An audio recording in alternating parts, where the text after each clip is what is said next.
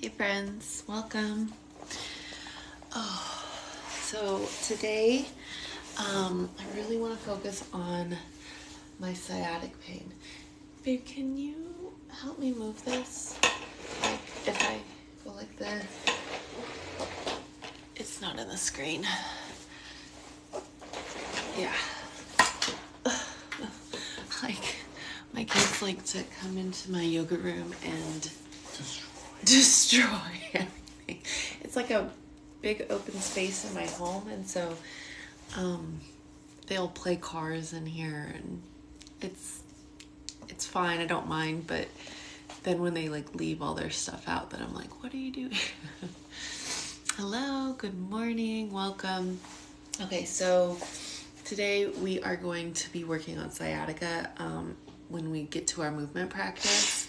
And so if you are struggling with sciatica, or if you have struggled in the past, or might need something in the future, then like just stay tuned because we're gonna do some like really nice moves. Good morning, welcome. Yeah, if you want to help out other people to find this, you can share this, like it. But we're gonna go ahead and get started by just journaling. So I'd like for you to write down the date, and I'm gonna do something because I don't know what the date is because it's the last day of the month, right? So January, February, March, April, May, June, July, August. So it's the 31st. I don't know how many days are in each month without doing that. Does anybody else do that too? Is this good for pregnant women? Yeah, it should be fun for pregnant women. Depending on if you're in your like third trimester, at that point there might be some moves that you might need to modify, and I can like kind of suggest some things when we get to that. Hello. All right, so July 31st, the last day of the month. Just as some reminders, I have a free 60-minute yoga class linked in my bio, so go sign up for that, and you get a notification or like an email every single day reminding you of when I go live. So you can do this mindful morning routine with me. Thank you. You're welcome. Have you ever farted online? I haven't. But yesterday I killed a spider on purpose. It came out of nowhere, to be honest. Thank you for the rose.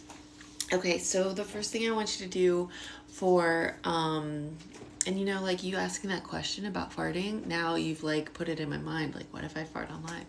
I don't know, I just feel like bodies make noises, and so it just is what it is. If it happens, it happens. Oh, hi Haley, thank you for the roses. I have to go quick, but wanted to pop in and support quick. Thank you. I love your channel too. Mwah. Love you. Okay, so I want you to just like write down all the things that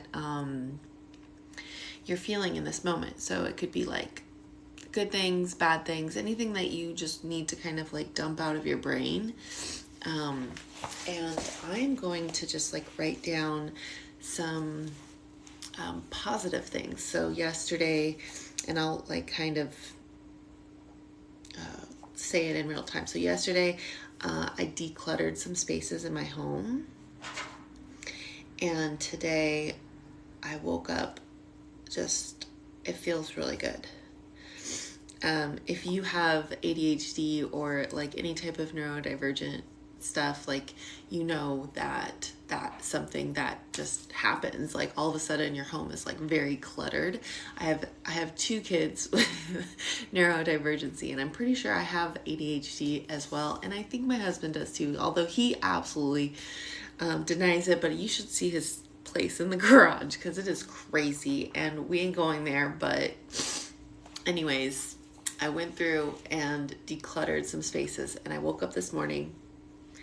Feels amazing. So I just want to like remind myself, this feels amazing. Maintain. I don't know if that's going to work for me, but we're gonna try it.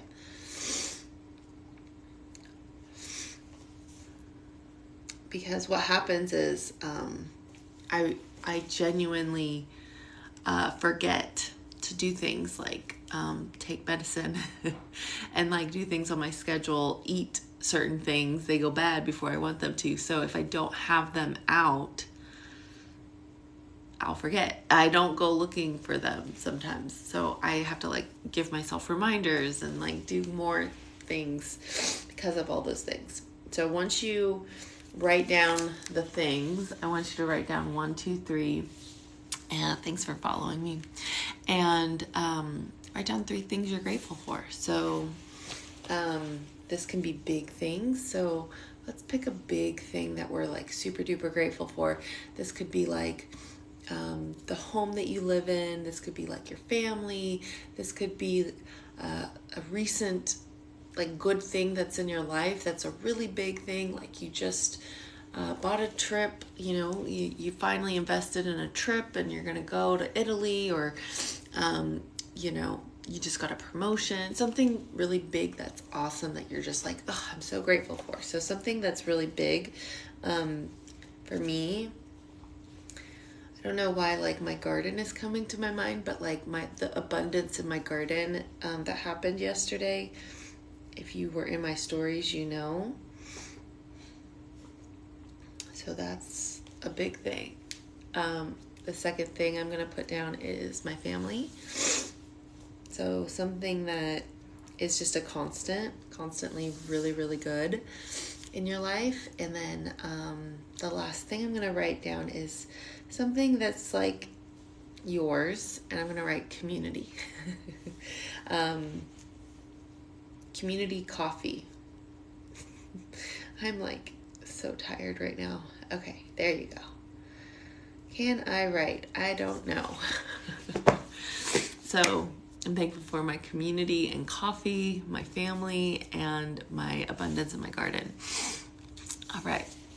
So once you kind of finish writing down your 3 things, find a comfortable seat. And this could be even something that is like you're on your back body.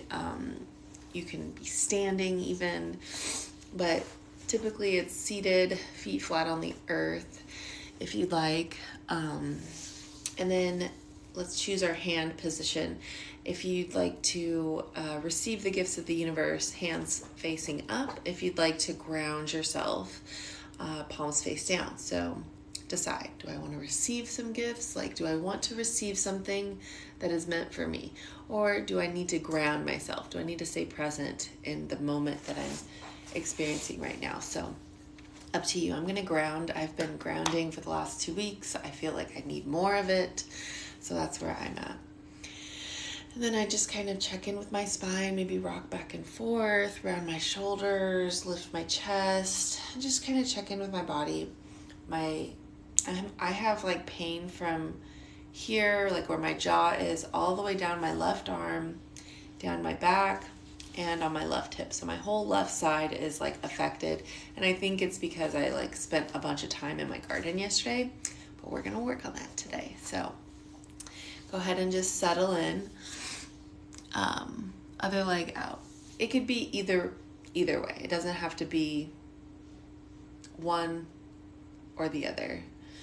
So up to you. Once you find it, just take a deep breath. Exhale. And then let's bring our right hand to our heart, left hand to the belly. Take a deep inhale here. Open mouth, exhale.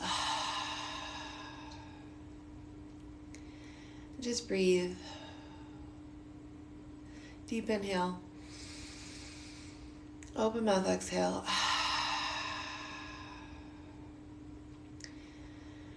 And let's just press into the belly with our left hand. Maybe give it a squeeze and just say, thank you, belly, for existing on my body. Thank you for digesting my food. Thank you for holding in my organs.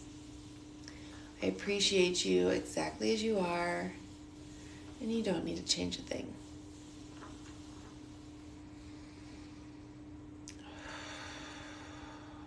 Then let's begin to seal the lips and breathe in through the nose and out through the nose, finding an Ujjayi breath.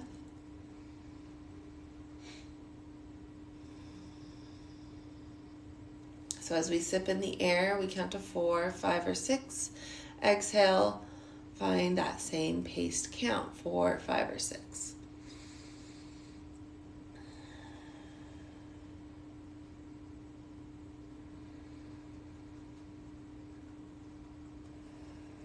We'll take 5 breaths here in silence, finding that ujjayi.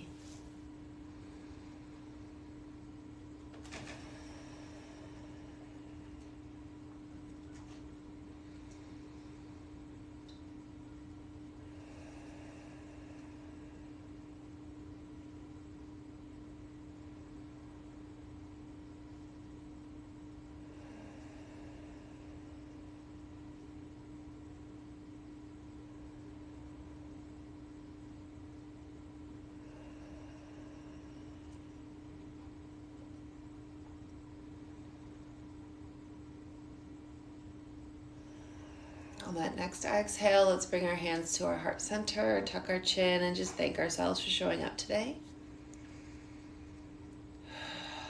Good job with our meditation. Next, let's go ahead and move or find a little bit of movement.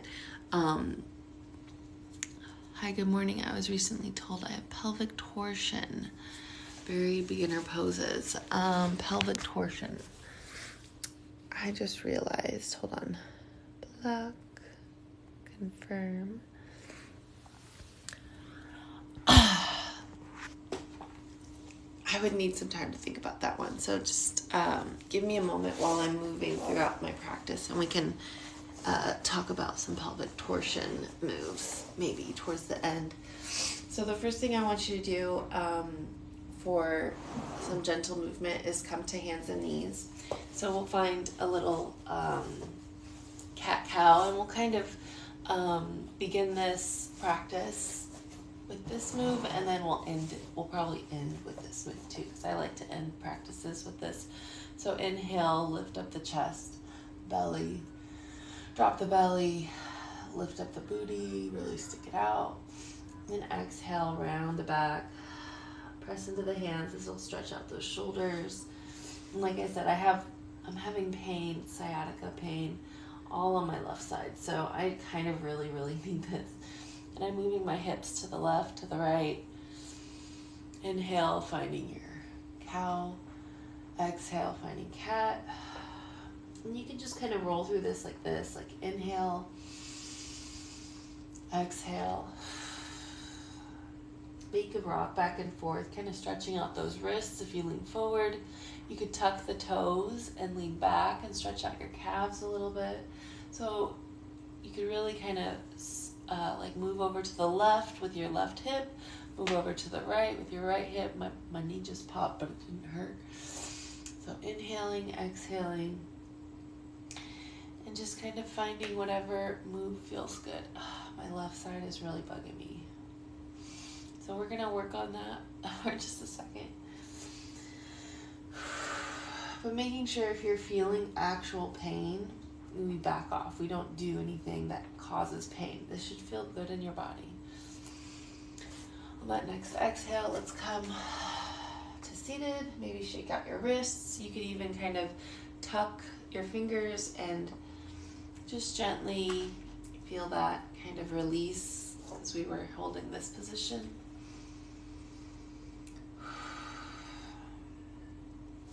Okay, so let's find our back bodies. And this can be with like some head support if you want. So we're gonna do that. Go ahead and bend both of your knees and just gently rock your knees from side to side. Looking up, maybe your arms are out to the side. Maybe you hold one side for a moment. Inhale, come back to center. Exhale, hold that other side. Your back might pop, it might feel good. Just take your time here, moving through your breath. When I move to my left side, my whole front body on my right feels a nice deep stretch, and then I'm going to move to my left, and then or my right, and my left side body on the front feels a nice stretch. So just take this as slow or as paced as you want. This is really up to you to decide, like, what do I need? What do I want? And then whenever you're ready, maybe if you're using some sort of comfort for your neck, remove it, making sure your head is on the ground.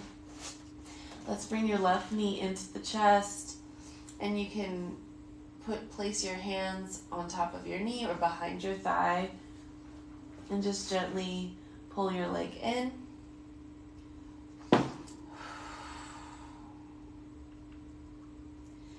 Taking some deep breaths here.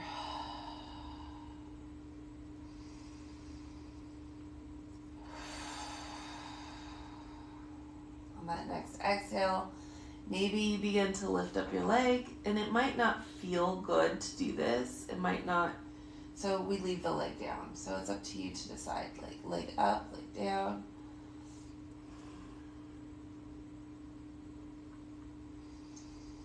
Flexing the foot.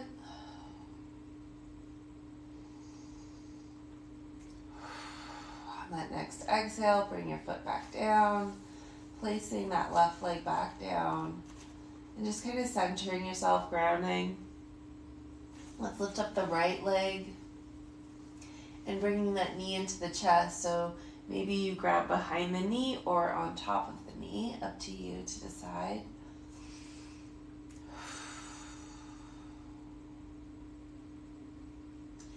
We're just holding here for a couple of breaths. This should feel good. You can even kind of take it off to the side if that's more comfortable. And then on that next exhale, maybe you lift up your leg. Maybe you keep it down. If you lift your leg, try flexing your foot. You could even point your toe. Move your ankle around a little bit.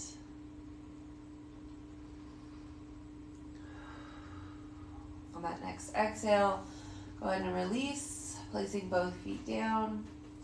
Now let's just find some strength moves here for our sciatica. So maybe just rock your knees to the left, rock them to the right. And then I want you to bring your feet in as close as you can to your hips. So I like to kind of point my toes and really move my foot back as far as I can. And then with our hands, we want them to be flat on the floor, and our head is looking, or our gaze is looking up towards the sky. I like to think about my shoulders even contacting with the mat, and then when I'm ready, I push my feet into the floor, lifting up my hips. Engaging my core, lifting everything up. Taking a deep breath, and then exhale, lowering down. And then let's do that again. Take a deep inhale, exhale. Inhale, lower back down. Exhale, lift back up. And we'll go through this a few times. Really focus on pressing into the mat with your arms.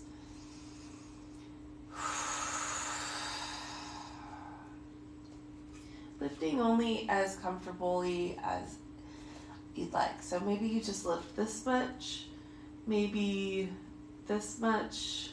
So whatever it is that you need for today's practice is good. So lifting, we're not trying to overly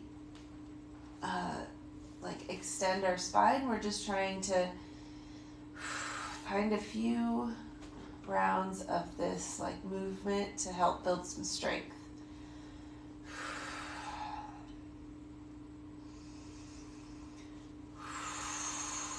On that next exhale, let's bring our hips down, both knees into our chest, and we can kind of rock from side to side.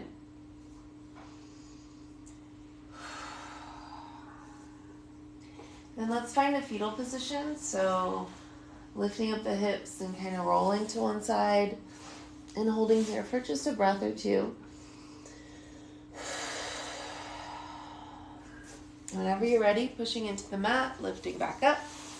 If you have blocks and a bolster, go ahead and grab them. If you don't, then you don't.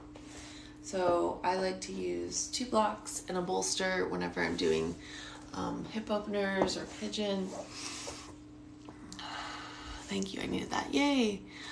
Oh, thank you for subscribing to me. I appreciate you. Yeah, I just got that subscription thing, so I'm like trying to see what it's all about.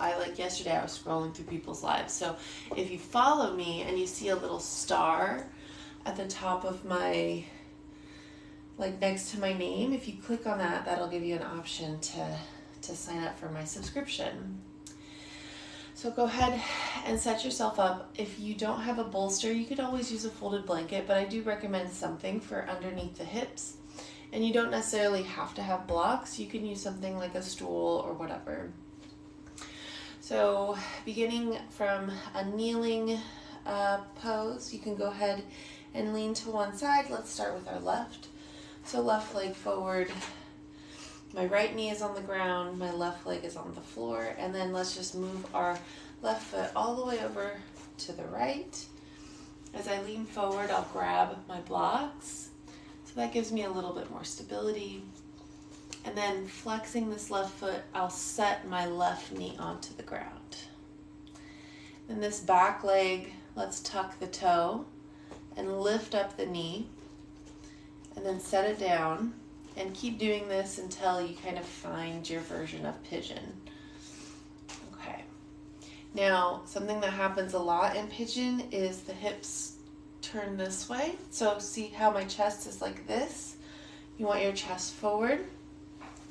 So that's why that foot in the front, bring it as parallel as you can. And you can bring the heel in closer to you. Just make sure those hips are squared off in the front, so facing forward. And then let's bring our hands to our blocks and then just kind of adjust that back hip. Look forward, lifting up the chest. This should feel good in your back body. This is lengthening out the spine. It should really kind of be hitting all that sciatica stuff, stretching it out. It's strengthening it too. Engage your core. Look forward. And then whenever you're ready, maybe you bring your forearms down to your blocks. So as you find this version of the pose, you can kind of wiggle into it. We can find, if our hips are super duper tight, maybe we stay up, right? So this outer hip is where you should be feeling everything, right here. So if you're feeling like, oh, I can't breathe, my jaw's clenched, I'm like, oh my gosh, how much longer? Like all that stuff, then you know that you've gone too far. And if you're like here and you're like, okay, I can feel it, like it's definitely feels like I'm stretching something, let's just kind of move a little bit and just see how that feels. If it feels good, then I keep doing it, and if it doesn't feel good, then we hold off and we just focus on the breath. So these are the moments where you really become, I feel like, mentally strong in yoga, because you're forced to hold this position in a way that isn't painful, but it like definitely tells you like, okay, that's enough. Like your body doesn't always want to open up for you, so to speak. So take some deep breaths, slow down, breathe, settle in. Thanks for the gifts.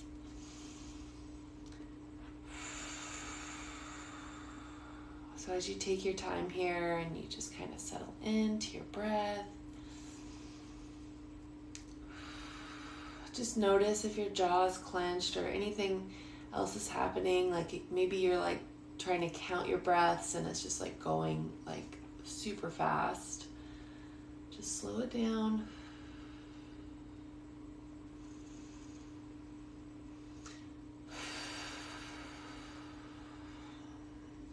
And then maybe you bring your hands to the mat, walk your hands out a little bit.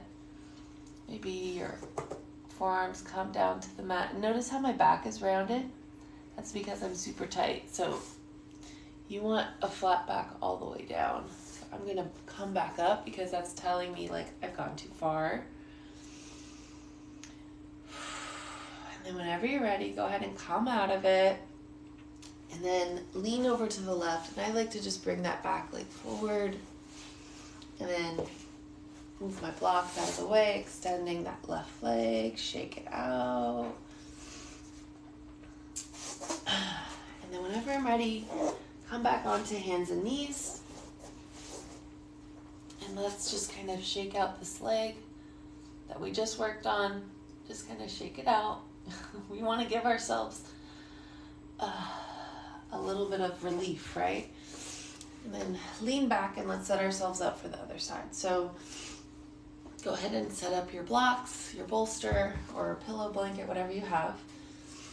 So on this side, I'll lean to my left, stepping my right foot forward, and then heel toe, the right foot over to the left. When I'm ready, I'll grab my blocks and kind of place them so that I get a little bit more stability. Flex that right foot, and then slowly lower that knee down. Once my knee is down and my right foot is in line with whatever I'm using for support, so like a bolster, I tuck this back toe and lift up and then kind of move my hip back. And I do this until both of my hips are on my support. And look forward, point your toe on the back foot and press the top of your foot into the mat as you lift up your chest. It should feel good.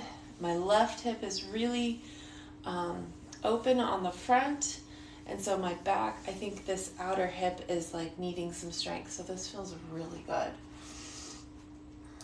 So I look up, feel into this nice stretch, and if you're like, this is too much, you can always bring this back leg forward. So you're like still finding that length in your spine, but it's not like going quite as deep. So it's up to you to decide, and you can do that version that's the deer pose instead of pigeon anytime. And then whenever you're ready, let's lower down onto our forearms. Taking some deep breaths here. And again, like, I feel like this is where the magic happens and that mental strength becomes so much stronger. If you're like, nope, can't do it, need to come out, totally fine.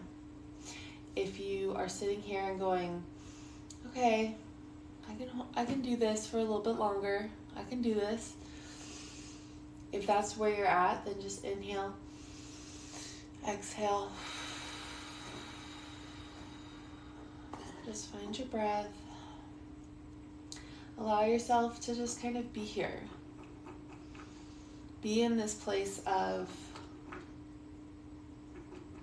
I'm a little bit uncomfortable, but I'm not in pain. And as you breathe, maybe you feel that left hip open up a little bit, so you can kind of lean forward.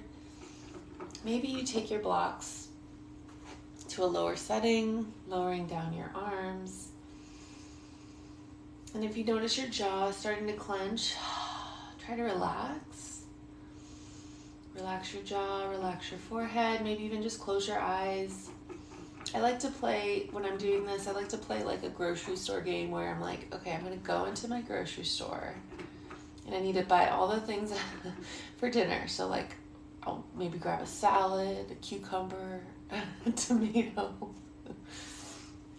And then I'll go over to like the pasta aisle, because like, let's just be quick about this.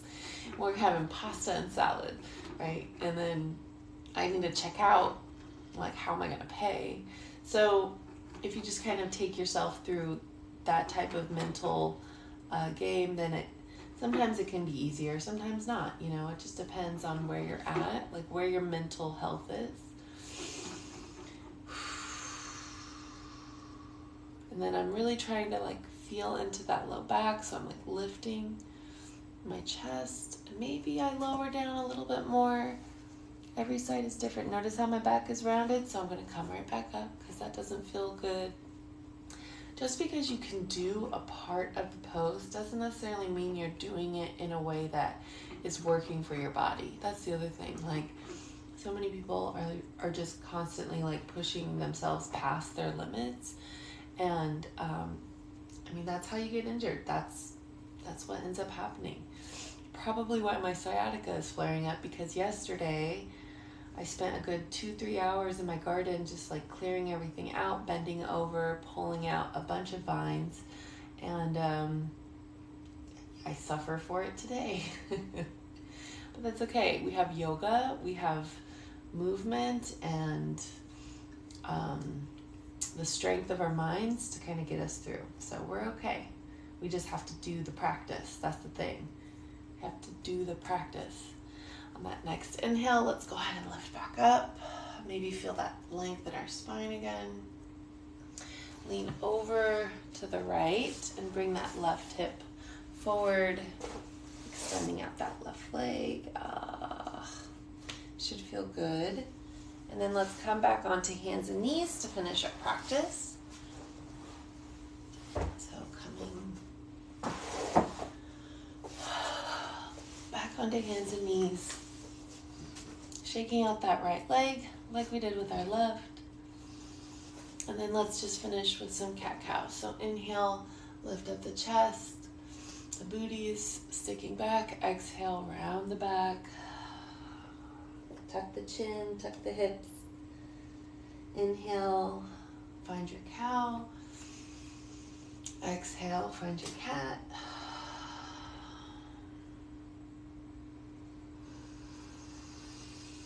Let's just roll through this a couple more times.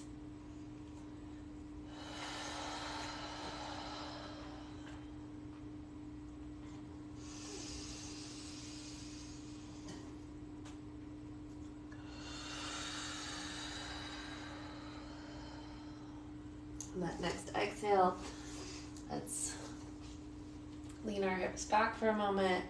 Maybe shake out our wrists. You could even find that same move that we did at the beginning where we pressed into the tops of the hands. Or you could just kind of shake out your hands. And then let's find our Savasana. This might look different for everybody. So maybe you lie on your back, maybe you sit down, whatever it is that you're like, this is what I need in my life today. Whatever it is, it's good, it's what you need. So take your time, find it.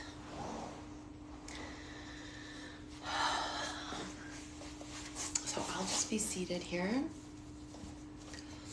And I'd like for you to just kind of check in with your body. Maybe shake out the shoulders, shake out the arms. And you can bring your hands to your knees, or maybe right hand to your heart, left hand to the belly like we began. It's up to you to kind of decide where you'd like. And again, hands up for receiving, palms face down for grounding. And as you kind of find Shavasana, remind yourself that like this part of the practice is so important. Never skip it.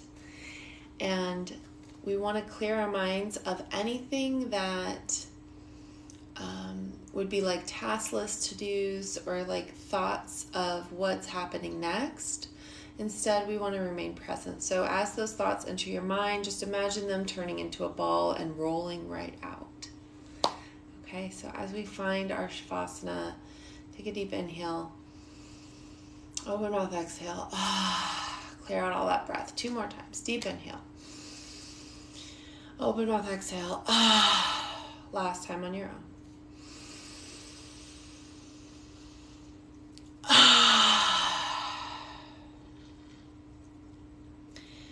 And then let's just come into an easy, comfortable breath, something that feels good. Maybe we shut down the eyes. Maybe it's a super duper soft gaze. Whatever feels really good here. And as you find it,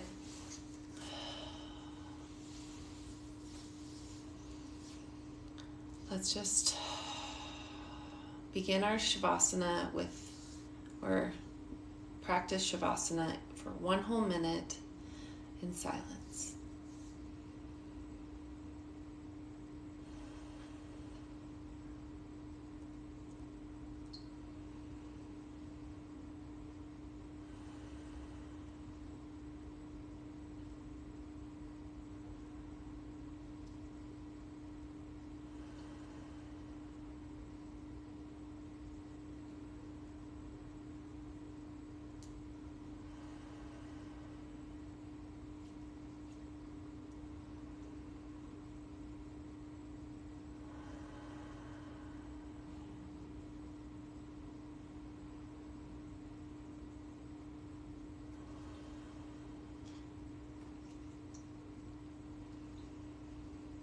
that next exhale, let's bring our hands to heart center. And if you're on your back body, gently roll to one side and maybe push yourself up.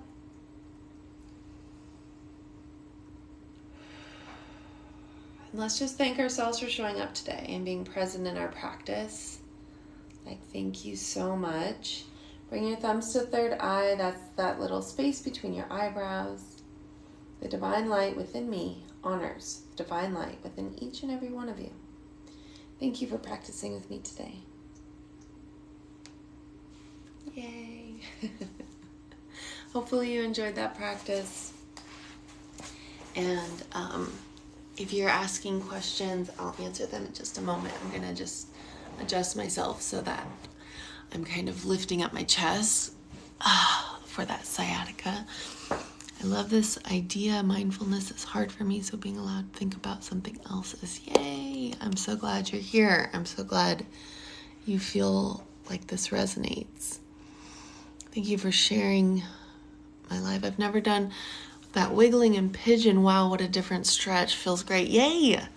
Yeah, I feel like a lot of times we are like looking to achieve what a pose looks like versus how it's actually feeling in our bodies. So I'm glad that resonated for you. What if you have trouble being on your knees at all? Okay, yeah. I have a ton of stuff about knee strengthening and then like alternative poses on my page. So I need to make a playlist that's like specifically like not bearing weight on your knees, because I have a ton of stuff that's super effective. One of the most, let me just show you. As I like grunt to get up. One of the most effective ones that I have shown in the past involves a chair. So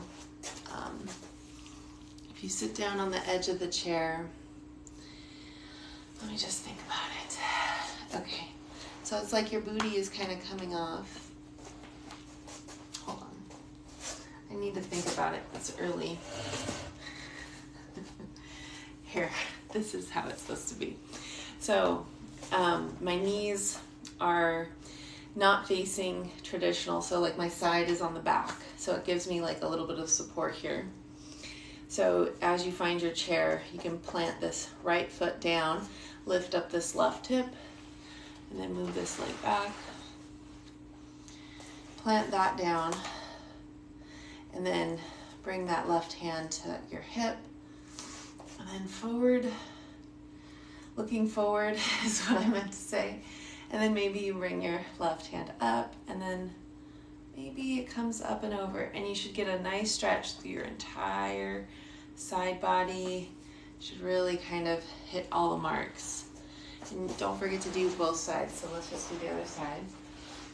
So planting that hip, leaning that leg back, you can kind of see it from the opposite position. And then coming up and over if that feels good.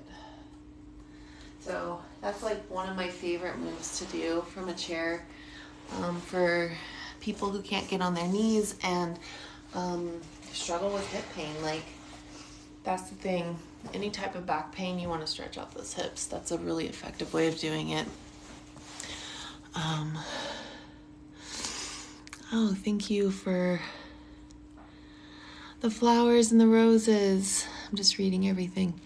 And you got me to move at the beginning of the day, so thanks. Yay! We love it. So helpful. Thanks. You're welcome. Thank you for this. You're welcome. Yay! I'm so glad y'all are here. So yesterday I did a huge declutter in some spaces in my home, and I mentioned it at the beginning. And today I was just kind of thinking about it,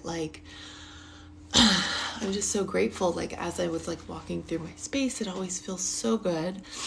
And as I was kind of cleaning out my daughter's room, there was this huge thing that happened. I had this memory of being a kid, and it was probably when I was in 4th or 5th grade, and I only had one pair of shorts/pants that even fit me.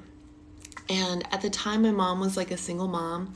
And so I knew she didn't have a lot of money. And so I never really spoke up. But here's the thing. The thing that really kind of cemented why I didn't tell her was because I feel like she would have shamed me about gaining weight, even though at the time I was like a growing human, right? Like that's the age where you grow a lot. And so the times where we like got clothes was at the beginning of the school year. Maybe you got like some stuff during Christmas, but like really not a lot of clothes throughout the year. Maybe here and there, but I don't remember my mom ever feeling like or feeling comfortable enough to go to her and being like, hey, this doesn't fit me, I'm frustrated, whatever. And I was going through my daughter's clothes and I was just thinking like, this doesn't fit her, tossing it. Mental note, need to buy her a new pair, right? Because I just want to make sure she always has enough stuff. And I was just thinking like, I'll never be like that, right?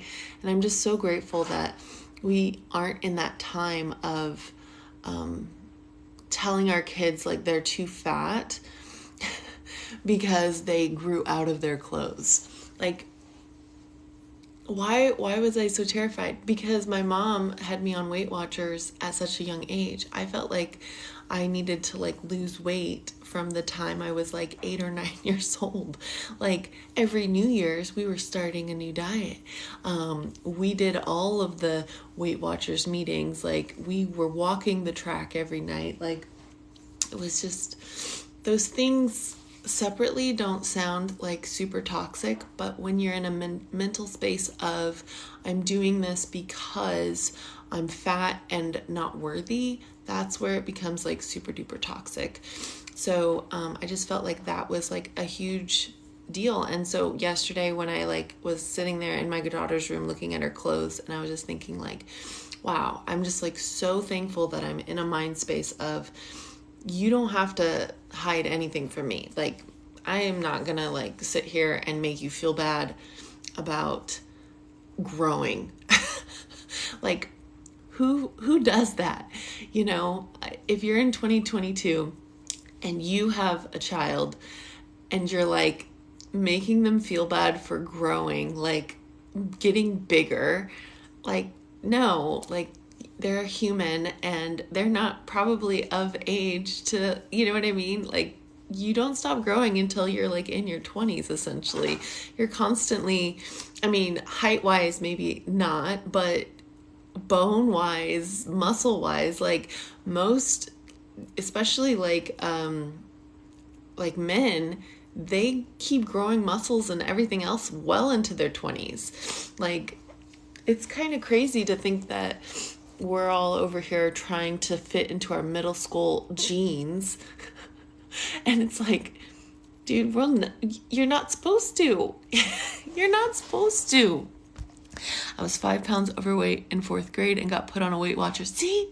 Like, that's what I'm talking about. That mentality of like, oh, this is the bar and you're here, so you're bad. And you have to like do things to feel, you know, it's like, if you're not here, you're a bad human. And that's what they made you do back in the 90s and the 2000s.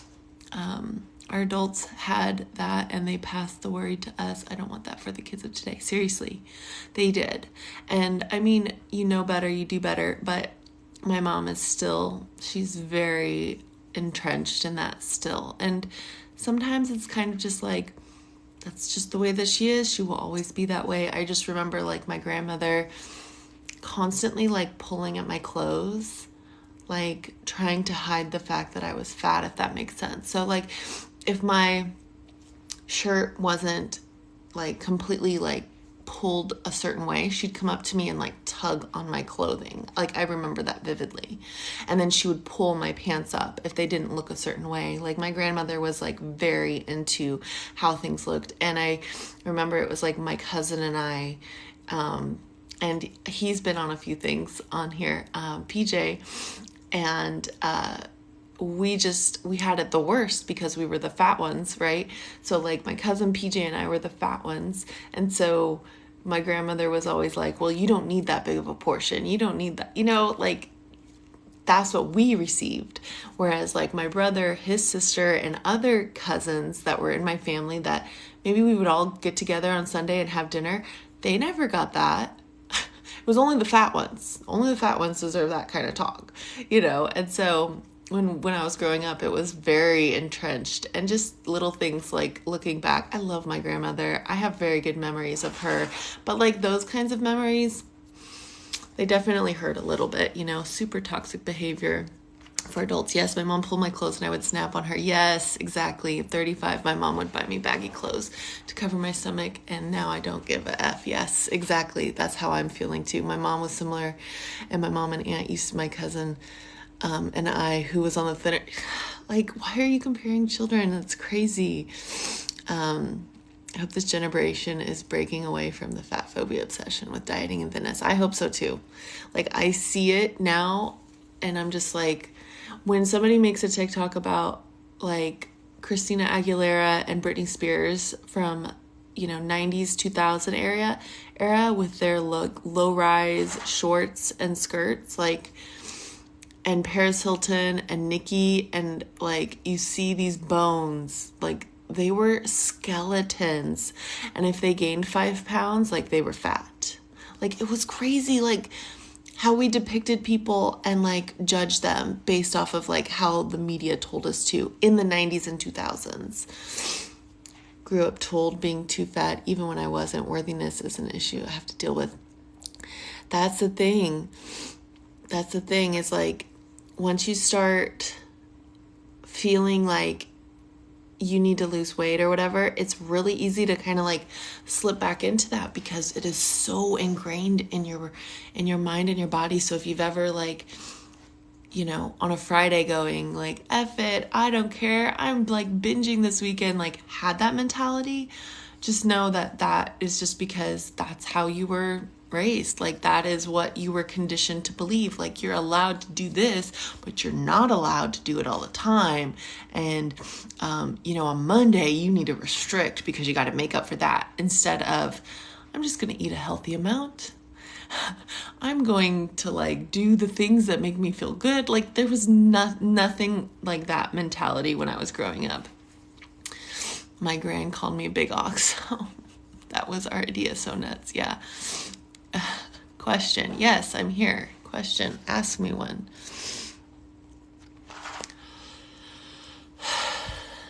This year, my mom told me that her grandmother was happy, joyful woman with a big stomach. Okay, I love that. Why do I not remember to exercise, but I remember to eat? Ooh, interesting. Why do you not remember to exercise, but you remember to eat?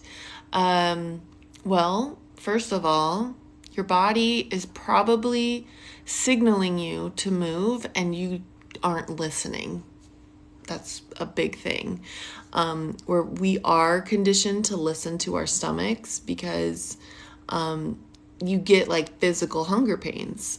Whereas like moving your body, your like physical sensations are things that we don't recognize them as I need to move, if that makes sense. So like as you get up from the couch, you might go, ooh, and like grunt because you're like, using muscles you're not used to.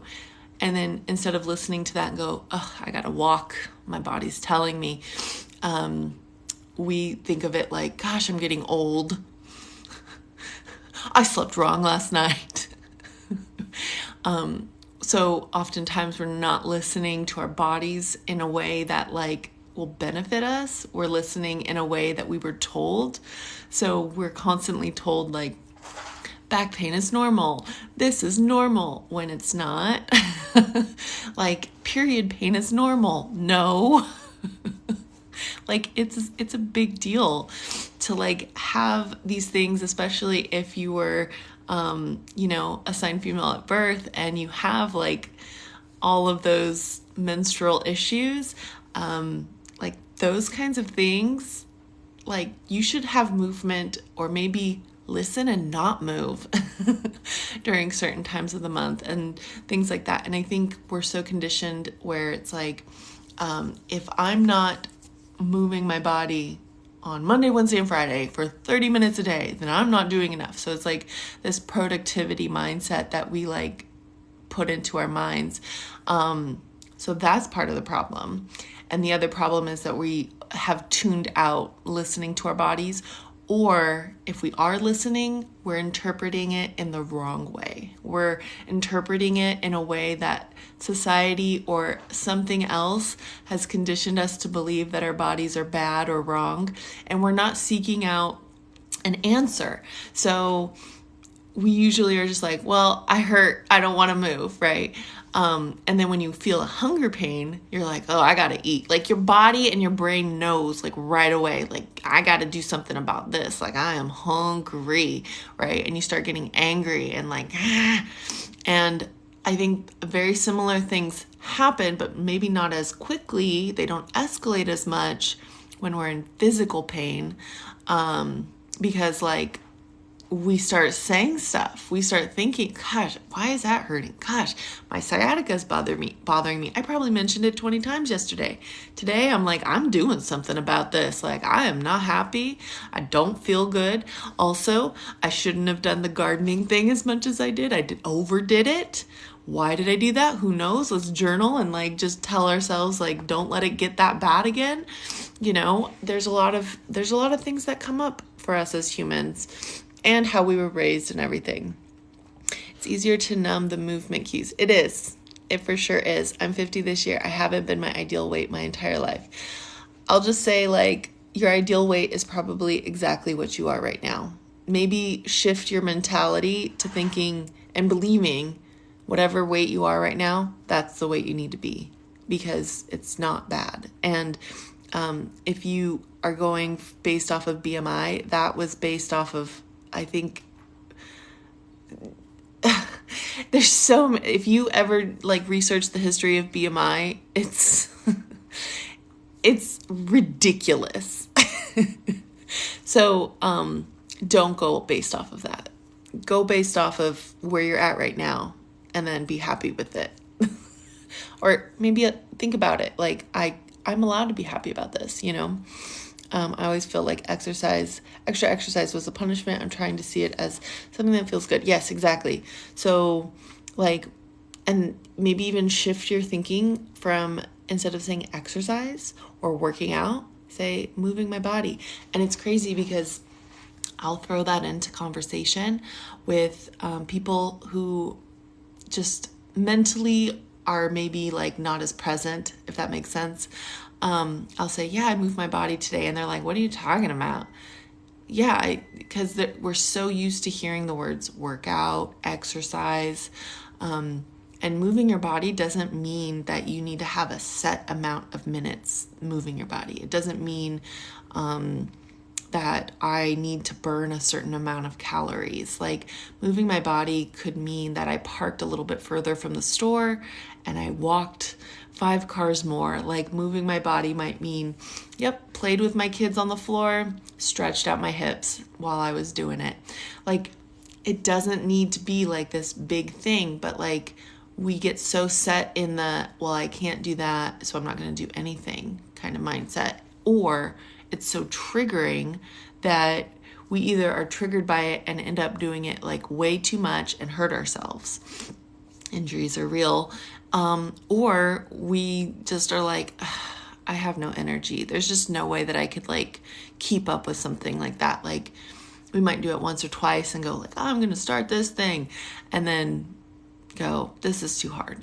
I don't want to do it. So very real, like when it comes to like exercise and like saying it, especially if it's like some sort of extra or overdoing it kind of thing.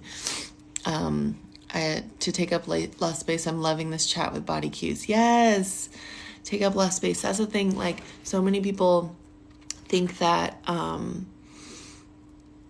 the space that you take up is should be less if you're in a bigger body. Like, Like, we need to be quieter. Like, we need to lose. We don't have a say unless we are a certain weight. We don't have a say. Our values and mind thought patterns, nope. We shouldn't be putting makeup on. We shouldn't be trying to make ourselves look pretty. Nope. We should be wearing potato sacks because we're fat. So, like, we don't deserve it. Like, that is, I think when I grew up, like, that was the mentality. Well, once you lose weight, once you lose it, then you're allowed to wear the cute clothes. Oh, Tiffany, let's buy this in a smaller size to encourage you to lose weight. No! How about buy it in the size I am because they carry it, or at the time they did. Like, I was a 14 and my mom wanted me to be at an 8 for some reason. Like, that was like, oh, like, let's also talk about the fact that vanity sizing is a thing and also gets you. So, like, don't look at sizes. It's just so stupid. 5'8" medium build, 14, 203 pounds. Yeah, I mean, that's the thing. I'm 5'9", and when I was 200 pounds, I was skinny, like a size 12, 14. And I was still, like, considered overweight, obese. Are you kidding me? Are you genuinely kidding me? I was it's hard because you don't know, like, where your body's supposed to be set at. And if you start believing, like, it needs to be smaller, and even when you get smaller, you still don't think that it is, that's where, like, that toxic behavior starts really coming in, where you're like, well, I got to eat 2 eggs for dinner. Well, what's on them? Nothing. What are you going to eat with that? Well, I'm splurging today, so I'm going to have hummus and carrots. Like, yeah, because, like, you thought, well, tomorrow I'm going to weigh myself. I'm going to weigh less. So this is going to feel good. No. BMI was developed in the 50s. It was. Which yoga pose helps with endometriosis? Legs up the wall. Any type of a twist. So cramping, that kind of stuff. There's a lot of like forward folds that help with cramping, back pain. I have endo. I have stage 4. If you watch The Truth About My Weight Loss, it goes into it. I've had many surgeries for my endometriosis. And The Truth About My Weight Loss goes into, like, a lot of details about how that affected me mentally. And over the last year, I've, like, really struggled with keeping weight on, so to speak, because of it. And just how it's affected me.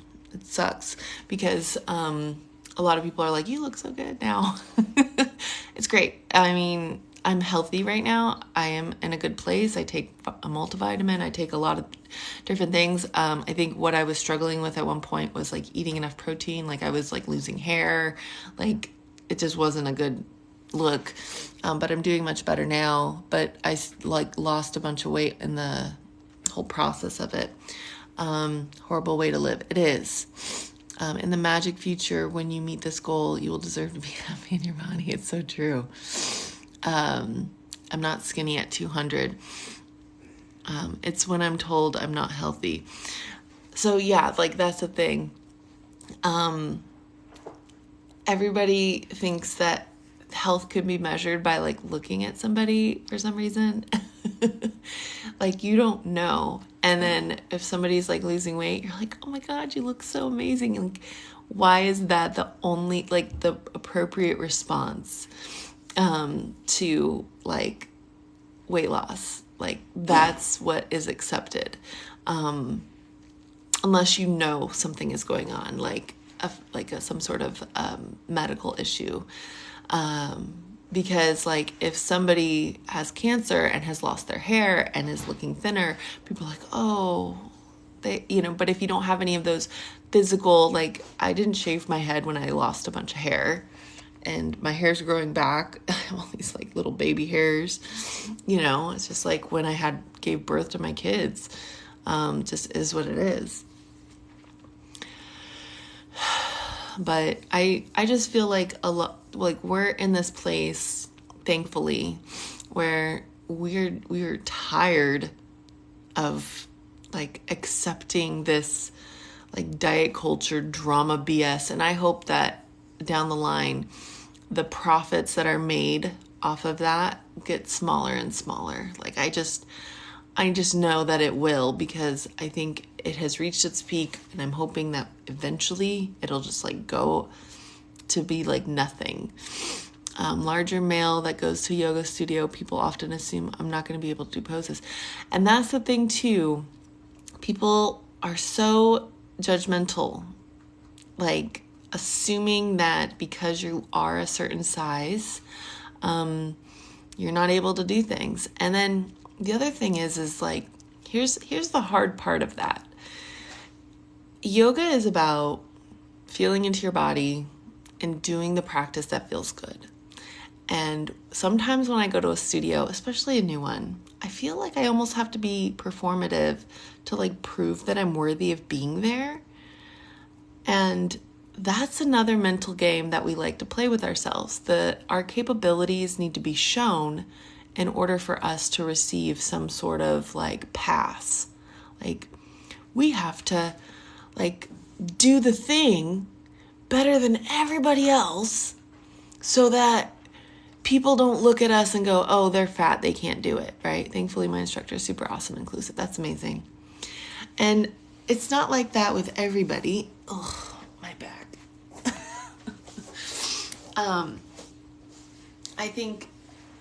I think it's just a matter of like what studio you go to, like who your teacher is. But like there's always like this like mental space where we feel like we need to like perform. And I've had this conversation with my cousin where we're like, he threw out his back while snowboarding, and he's all, yeah, well, I wanted to show everybody I could do it. Like, yeah, that's your ego. And it's so hard to turn that off, because once you find and you start to believe like you're capable as a fat human, then all of a sudden you're like, oh, all these thin humans, don't know what they're, doing, like judging me because I'm capable and I need to like show it, prove it in some way. So like when it comes down to it, it's really just your ego like snapping in. And I just want to say, like, I've been there. I have done that. And then all of a sudden I'm like, I could do it better than this person, blah, blah, blah. And I'm just thinking like, why am I in a competition with a teacher or somebody else here and I'm here for myself? It makes no sense to me. And so that's why I started going to yoga studios. Whenever I go to a yoga studio, I bring my own blocks. I bring all my props, and I practice back in the back with my eyes closed most of the time. I don't even open them before they start practice. I sit there and meditate prior to practice because I don't want to be influenced. I want to be there for the exact reason why I'm there. And that's what happens a lot for a lot of people, is they feel this pressure to perform as a larger human because they can. They're like, oh, I could do that. Let me show them what I can do, right? And, we have to remember, like, we're not monkeys. And as much as, like, we see it where people are being told constantly, like, if you're fat, you can't do these things. I think on the flip side, if you're fat, you can do them. And I think it's probably very similar to the amount of people who are thin who can do them and who are thin who can't do them. Isn't that interesting? So like thin people might not have that same ego because they weren't told that they were less than constantly. They were always told like do more, like as far as like eat more, like eat a burger. Like how often does a thin person hear something like that? And thin privilege is a thing for sure. Thank you so much. You're welcome. But it's just interesting when you kind of think about how thin people's ego is much different, and that maybe they don't feel like they need to perform unless they have some sort of trauma around it from like childhood for some reason. But it's not because they're thin that they're performing, if that makes sense. It's because maybe they didn't get like the credit that they needed, which is totally different. Versus a fat person who is like, I need to prove myself by doing the things that everybody else is doing so that I can like show everybody that I'm worthy. And really, like going to a yoga studio or even like practicing at home, like the only person you should show up for is yourself. Like that's the only person that matters, honestly. Like especially when it comes to yoga, like nobody else matters but you. Nobody. You are the only person that matters. I love your content. Hi from Puerto Rico. Oh, I'm so glad you love it. So yeah, that's my soapbox. I've been chatting for like 40 minutes now, so I'm gonna go because I need to like make some content. I have some ideas. I'm gonna do like a little skit thing this morning, so you'll see me in this shirt later on in my content. I post around 11 a.m. so make sure you're following me, and make sure you sign up for my free 60-minute class. My link is in bio. If you like this kind of content, want to help support, you could definitely subscribe. I have subscription through TikTok, and that would be awesome if you want to subscribe. I wish there was somewhere for me to learn in my town. Grateful for the visibility and for you on here. Yay! Yeah, that's the hard thing is every town, you know, doesn't always have accessibility or even like that warm welcoming feeling for like yoga studios, and so you really have to kind of vet them out and just see. But yeah, that's the hard thing with everything. But online, hey, thankfully we live in a time where we have access to online stuff, and so you kind of have everything online. So yes, thank you so much for being here today. Check out that free 60-minute class. It gets you on an email list, and every morning I send an email reminding you I'm going live. So every morning, 6 a.m. Pacific, I go live.